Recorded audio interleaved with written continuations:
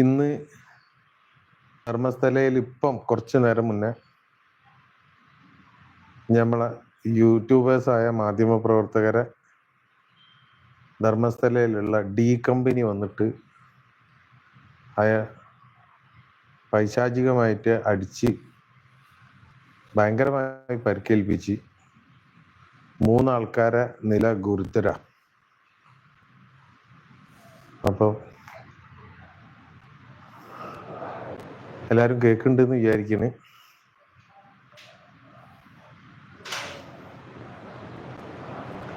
Okay, ഇന്നിപ്പോൾ ഉണ്ടായ ഒരു സംഭവമാണ്. മാക്സിമം എല്ലാവരിലേക്ക് എത്തിക്കുക.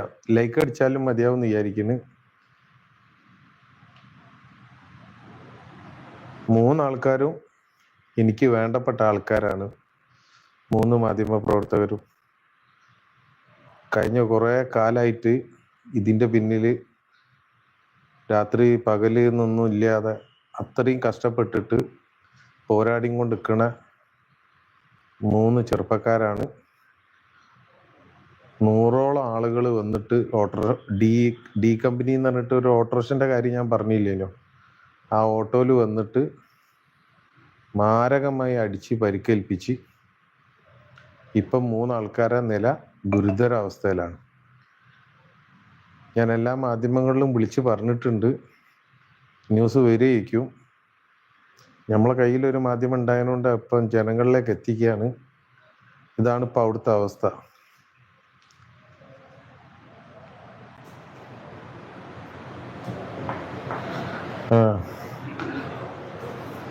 മനാഫ് എന്തായി? ഇനി കിരിക്ക് കീർത്തി കേസ് കൊടുത്തിട്ട് ഉണ്ടല്ലോ അസർ PM. ഈ ലൈവ് കഴിഞ്ഞിട്ടൊന്ന് അസർ വിശദമായിട്ട് ഒരു മെസ്സേജ് ഇടണം. എനിക്കെതിരാണോ കേസ് കൊടുത്തത്? ഓക്കെ, ഏതായാലും അത് വരുന്നിടത്ത് വെച്ച് കാണാം. ഇപ്പോഴത്തെ പ്രധാനപ്പെട്ട ഒരു ന്യൂസാണ്. എല്ലാവരും ഒന്ന് ലൈക്ക് അടിക്കുക, അപ്പം പരമാവധി ആളുകളിലേക്ക് എത്തുമെന്ന് വിചാരിക്കുന്നു. ഡി കമ്പനി 100ഓളം ആളുകൾ വന്നിട്ട് ധർമ്മസ്ഥലയിലുള്ള യൂട്യൂബേഴ്സിനെ മാധ്യമപ്രവർത്തകരും ഒക്കെയാണ് അവർ വന്ന് ആക്രമിച്ച് നല്ല പരിക്ക്. എല്ലാവരും സീരിയസ് കണ്ടീഷനിലാണ് എന്നാണ് കേട്ടത്. വലിയ വലിയ ഇരുമ്പിൻ്റെ പൈപ്പൊക്കെ എടുത്ത് വന്നിട്ടാണ് അവരെ ആക്രമിച്ചത്. ഇപ്പം ഹോസ്പിറ്റലിൽ കിട്ടിയ വണ്ടിയിൽ കൊണ്ടുപോയി ഹോസ്പിറ്റലിൽ എത്തിച്ചിരിക്കണമെന്നാണ് കിട്ടിയ വിവരം. അപ്പം ഞാൻ സുരക്ഷിതമായ സ്ഥലത്താണുള്ളത്, അതിനും പ്രശ്നമില്ല. ധർമ്മസ്ഥലയിൽ വെച്ചിട്ടാണ് ആക്രമിച്ചത്. അപ്പം ഇന്നൊരു കർണാടകയിൽ അറിയപ്പെടുന്ന ഒരു സെലിബ്രിറ്റി വന്നിരുന്നു, ഇവർക്ക് അനുകൂലമായിട്ട് സംസാരിച്ചിരുന്നു. സൗജന്യ ജസ്റ്റിസ് ഫോർ സൗജന്യൻ്റെ ആളുകളെ അനുകൂലിച്ചുകൊണ്ട് ഫിലിം സ്റ്റാർ എന്തോ ആണെന്ന് തോന്നുന്നുണ്ട്. അപ്പം ആ സമയത്ത് വീഡിയോ എടുത്തുകൊണ്ട് നിൽക്കുമ്പോഴാണ് ഈ ഒരു കൂട്ടം ആളുകൾ, മെനയാന്ന് ഒരു ചെറിയൊരു ആക്രമണം ഉണ്ടായിരുന്നു. പിന്നെ മെനയാന്നത്തെ അക്രമം പോലീസ് തൊട്ടടുത്തുണ്ടായതുകൊണ്ട് ഒന്നും നടന്നില്ല. പക്ഷെ ഇന്നത്തെ അക്രമം എന്ന് പറഞ്ഞു കഴിഞ്ഞാൽ പോലീസ് ഒന്നും ആരും ഇല്ല ഇനി അടുത്ത്. പിന്നെ ഭയങ്കര ഒരു ക്രിട്ടിക്കൽ കണ്ടീഷനിലാണ് ആ യൂട്യൂബർമാർ. അപ്പം അതിലൊരാളാണ് എനിക്ക് ഈ യൂട്യൂബ് തുടങ്ങി തന്നത്, ഈ യൂട്യൂബ് ചാനൽ ഉണ്ടാക്കി തന്നത് ഒരു അഭിഷേക് എന്ന് പറഞ്ഞിട്ട്.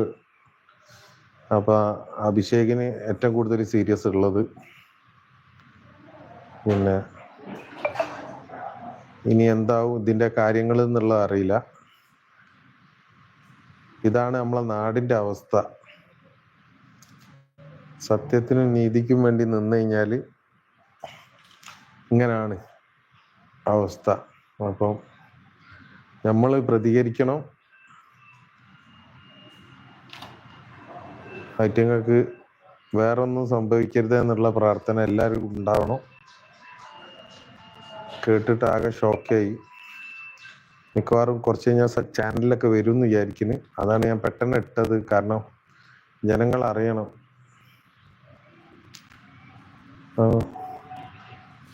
കണ്ടീഷൻ ഭയങ്കര ആണെന്ന് കേട്ട്. ഇരുമ്പ് വടിയൊക്കെ ഉപയോഗിച്ച് 100 ആളോളം വന്നിട്ട് ഒരു 3 ആളൊക്കെ അടിച്ചു കഴിഞ്ഞാൽ എന്താ സംഭവിക്കുക? 3 4 ആളുണ്ടെന്ന് കേട്ട്. അപ്പം ഈ ഒരു ഷോക്കിംഗ് ന്യൂസ് അറിയിക്കാനാണ് മെയിനായിട്ട് വിളിച്ചത്.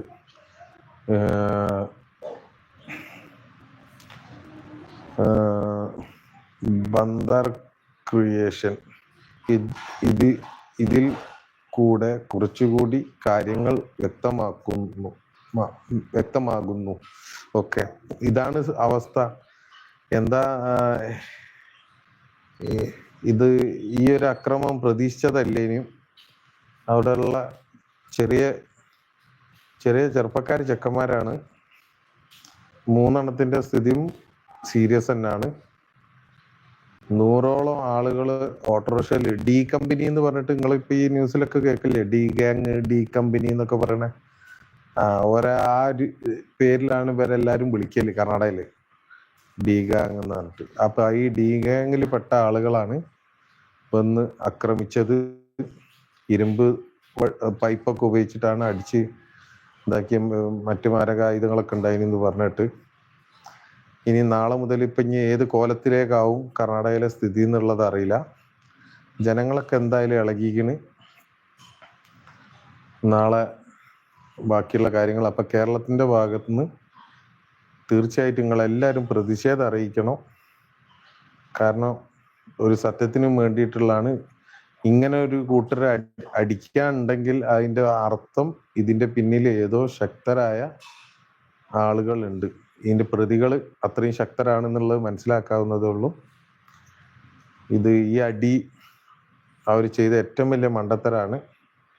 ഇത് കൂടുതൽ ആളി കത്തേ ഉള്ളൂ. എന്തായാലും ഇത് നിൽക്കാൻ പോകുന്നില്ല. കേരളത്തിന്റെ നമ്മളെ ആക്ഷൻ കമ്മിറ്റി ഇപ്പൊ മീറ്റിംഗ് കൂടുന്നുണ്ട്. ഉചിതമായ ഒരു തീരുമാനം കേരളത്തിന്റെ ഭാഗത്തുനിന്ന് നമ്മൾ എടുക്കും. കൂടെ നിൽക്കുക. അപ്പം വല്ലാത്തൊരു ഷോക്കിംഗ് ആണ് ഇത്. ഇനി അതിൽ നമ്മളെ കേരളത്തിലെ മാധ്യമ പ്രവർത്തകർ ആരൊക്കെ ഉണ്ടെന്നുള്ള അറിയില്ല. ആർക്കൊക്കെ പരിക്ക് പറ്റിയ എന്താന്നുള്ളതൊന്നും അറിയില്ല. മാധ്യമ പ്രവർത്തകർന്ന് മാത്രമാണ് കിട്ടിയ വിവരം. 3 ആൾക്കാരെ ആണ് പരിക്കെന്നും പറഞ്ഞിട്ട്. അത് പരിക്കല്ല, ഗുരുതരമായ പരിക്കാണെന്നും കേട്ട്. ഇതിൽ ഒരാള് അഭിഷേക്, ഞമ്മക്കിപ്പോ ഈ കാണുന്ന യൂട്യൂബ് ചാനൽ തുടങ്ങി തന്നവനാണ്. അപ്പം അവന്റെ നില ഏറ്റവും കൂടുതൽ ഗുരുതരാണെന്നും കേട്ട്. അപ്പൊ എല്ലാവർക്കും വേണ്ടി പ്രാർത്ഥിക്കുക. അതുപോലെ തന്നെ പ്രതികരിക്കുക. ഇതുപോലത്തെ എന്താ പറയാ ജമ്മിമാരുണ്ടെങ്കിൽ ഈ നാട് എന്നാ നന്നാവുക. തീർച്ചയായിട്ടും നിങ്ങളെല്ലാരും ഈ വീഡിയോ എത്രയും പെട്ടെന്ന് എല്ലാവരിലും എത്തിക്കുക. നമുക്ക് നാളെ തീരുമാനിക്കുക എന്താണ്. ഞാൻ ഇതിന് വേണമെന്നുണ്ടെങ്കിൽ രാത്രി ഇനി ഒന്നും കൂടി ലൈവ് ഇടാം. ഞാൻ ഇന്നിപ്പോ ന്യൂസ് 18 എൻ്റെ ഒരു ചാനൽ ചർച്ച ഉണ്ട്. അതിൻ്റെ ഇടയിൽ കഴിഞ്ഞു. അത് 7 മണിക്കാണ് ചാനൽ ചർച്ച. അപ്പോൾ ഇതാണ് ഇപ്പോഴത്തെ അപ്ഡേറ്റ്സ് ഇതല്ല. ഞാൻ മെസ്സേജ് ചെയ്യണം. വീഡിയോ ഒന്നും ചെയ്യാൻ കഴിഞ്ഞില്ല. ഇന്ന് 13-ാം നമ്പർ സ്ഥലം കുഴിച്ചിട്ടില്ല. ഇന്ന് വേറെ സ്ഥലത്താണ് കുഴിച്ചത്. കുറെ അസ്ഥികൾ കിട്ടിയതുണ്ട്. അതൊക്കെ DNA പരിശോധനയ്ക്ക് മണിപ്പാലിൽ കൊണ്ടുപോയിട്ടുണ്ട്. അതിൻ്റെ ഇടയിലാണ് ഇപ്പൊ ഇതൊന്ന് ഈ അട്ടിമറിക്കാനുള്ള ഒരു ശ്രമമാണെന്നാണ് മനസ്സിലാക്കാൻ കഴിയുന്നത് ഈ ഒരു ഇത്. അപ്പം ഞാനിത് മുൻകൂട്ടി ഒന്ന് പ്രതീക്ഷിച്ചതിനോണ്ടാണ് ഇതെന്താക്കിയത്. ഞങ്ങൾ പറഞ്ഞത് മാക്സിമം എന്താ പറഞ്ഞു കഴിഞ്ഞാൽ സബ്സ്ക്രൈബ് ചെയ്യാന്ന് പറഞ്ഞത് ഇതാണ്. കാരണം എന്ന് പറഞ്ഞു കഴിഞ്ഞാല് ഞമ്മക്ക് പെട്ടെന്ന് ഇപ്പൊ ന്യൂസ് ചാനലുകാരോടൊക്കെ പറഞ്ഞാൽ ചിലപ്പോ ആ വീഡിയോ ഏറ്റെടുത്ത് ചെയ്തോളണമെന്നില്ല, വിവരങ്ങൾ എത്തിക്കാൻ കഴിഞ്ഞോളണമെന്നില്ല. സ്വന്തം ചാനൽ ഉണ്ടെങ്കിൽ ഇതൊക്കെ പെട്ടെന്ന് ഇതിന് പ്രാധാന്യം അത്രയും വലുതാണ്. ഇപ്പം സീരിയസ് ആയി കിടക്കുന്ന 3 ആൾക്കാരും എൻ്റെ കൂടെ താമസിച്ച ആൾക്കാരാണ്. ഇന്നായിട്ട് അത്രയും ബന്ധമുള്ളവരാ. അപ്പം ഓരോ ജീവന് ഒരു ആപത്തും പറ്റരുതെന്ന് പ്രാർത്ഥിക്കുകയാണ്. അതേമാതിരി എല്ലാവരും പ്രാർത്ഥിക്കുക. ചെറിയ ചെറിയ ചെക്കന്മാരാണ്. അപ്പം പിന്നെ ബാക്കി എന്തൊക്കെയോ പറയാണ്ട്, ഇനിയൊക്കെ മറന്നു വയ്ക്കുന്നു. ബാക്കി ഞാൻ ന്യൂസ് 18 ഉണ്ടാവും ഇപ്പോൾ ചാനൽ ചർച്ചയിൽ.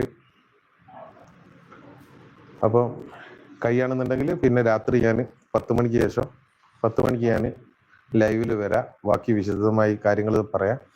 ഇപ്പോഴത്തേക്ക് ഇത്രയും കാര്യങ്ങളാണുള്ളത്. ഇതൊന്ന് സീരിയസ് ആക്കി എടുക്കാൻ ഞാൻ പലവട്ടം പലരോടും പറയുന്നുണ്ട്. ഇതിന്റെ ഗൗരവം എത്ര ഡേഞ്ചർ സംഭവമാണ്, മനസ്സിലായില്ലേ?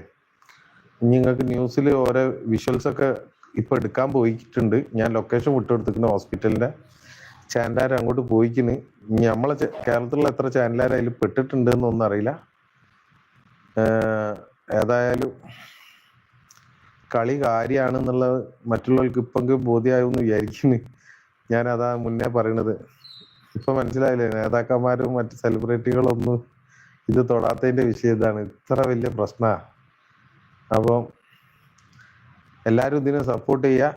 എല്ലാവരും പ്രതികരണം ഉണ്ടാവുക. ഞാൻ 10 മണിക്ക് കൂടുതൽ വിശദമായ കാര്യങ്ങൾ 10 മണിക്ക് ഞാൻ ലൈവിൽ വരാം. Okay, thank you. ഏതായാലും താങ്ക് യു പറഞ്ഞത് എനിക്കിങ്ങനെ ചാനൽ ഉണ്ടാക്കി തന്നതിനാ കേട്ടോ. Okay, by.